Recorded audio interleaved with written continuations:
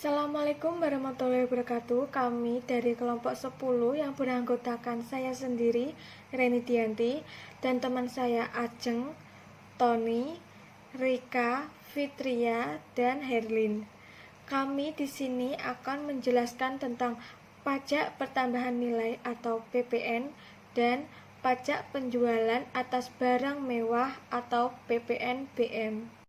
Kedua jenis pajak ini sangat memberikan kontribusi yang sangat berarti bagi pembangunan negara ini, karena pajak tersebut yang sering kita bayarkan secara langsung maupun tidak langsung di kehidupan sehari-hari.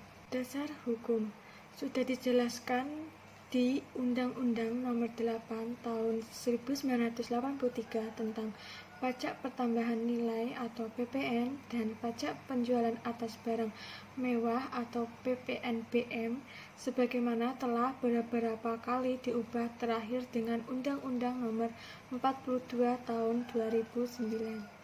Selanjutnya, PPN atau pajak pertumbuhan nilai. PPN adalah pungutan yang dikenakan dalam setiap proses produksi maupun distribusi.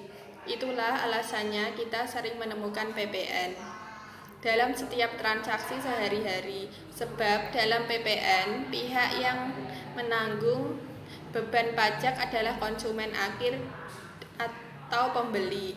Sebagai bukti bahwa PPN adalah kewajiban pembeli, kita bisa menemukan PPN pada lembaran struk belanja atau pembelian. Pada struk tersebut, kita dapat menemukan tulisan PPN maupun terjemahannya dalam bahasa Inggris, yakni Value Added Tax atau VAT. Hakikat PPN: di dalam daerah pabean, kegiatan konsumsi atas barang atau jasa yang berutang pajak dikenakan pajak pertambahan nilai. Oke, selanjutnya sifat pemungutan ada 7. Yang ke-1, dikenakan atas konsumsi. Objek pengenaan adalah konsumsi di dalam daerah pabean. Yang kedua, objek melekat kepada objek yang dikenai pajak. Yang ketiga, tidak langsung, secara real dapat dialihkan sehingga terdapat pihak penanggung jawab pajak, penanggung pajak, dan pemikul beban pajak. Yang keempat, dikenakan di setiap rantai produksi. Yang kelima, metode kredit. Dikenai adanya PPN keluaran dan PPN masukan didukung faktor pajak.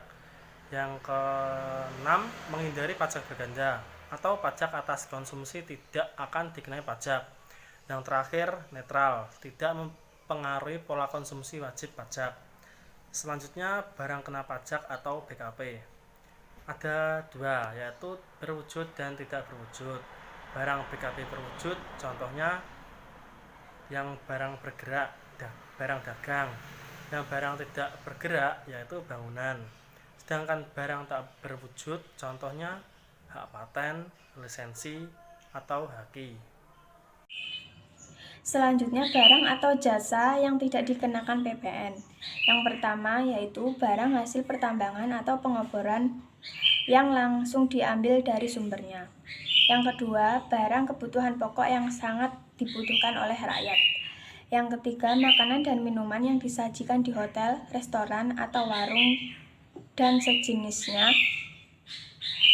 yang meliputi makanan dan minuman yang dikonsumsi di tempat. Yang terakhir, uang, emas batangan, dan surat berharga. Selanjutnya, jasa yang tidak dikenakan PPN, yaitu meliputi jasa pelayanan kesehatan medis, jasa pelayanan sosial, jasa pengiriman surat yang berperangko, jasa keuangan, jasa keagamaan, jasa penyiaran yang bersifat iklan, jasa tenaga kerja, jasa perhotelan, jasa yang disediakan oleh pemerintah dalam rangka menjalankan pemerintah secara umum. Selanjutnya, penyerahan dan impor BKP dibebaskan dari PPN, yaitu meliputi rumah sederhana, RSS, rusun sederhana, pondok, asrama mahasiswa. Kereta api dan suku cadang diterima PT KAI. senjata, amunisi, alat angkutan diterima Kemhan, TNI dan Polri. Vaksin polio, buku pelajaran dan kitab suci, kapal suku cadang dan alat keselamatan diterima Perusahaan Pelayaran Niaga Nasional. Peralatan dan suku cadang untuk penyediaan data batas dan folio udara wilayah NKRI. Yang terakhir, pesawat, suku cadang dan alat keselamatan diterima Perusahaan Angkutan Udara Niaga Nasional.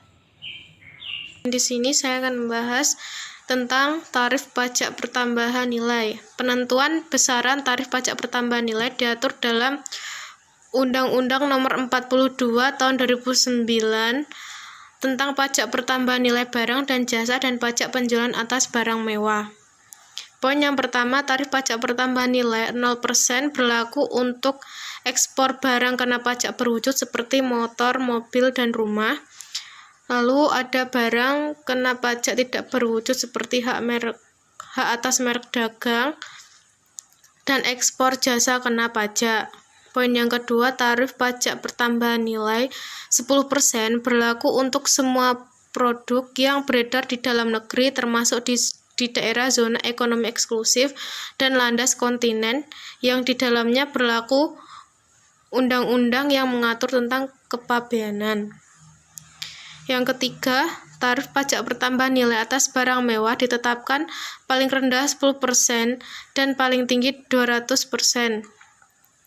Yang keempat, khusus untuk barang dan jasa yang terkena tarif pajak pertambahan nilai 10%, besaran tarif tersebut masih dapat diubah menjadi paling rendah 5% hingga paling tinggi 20% mengikuti peraturan pemerintah yang berlaku.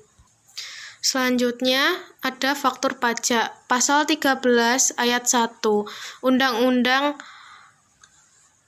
Pajak Pertambahan Nilai Price Earning Ratio nomor 27 pajak 2011.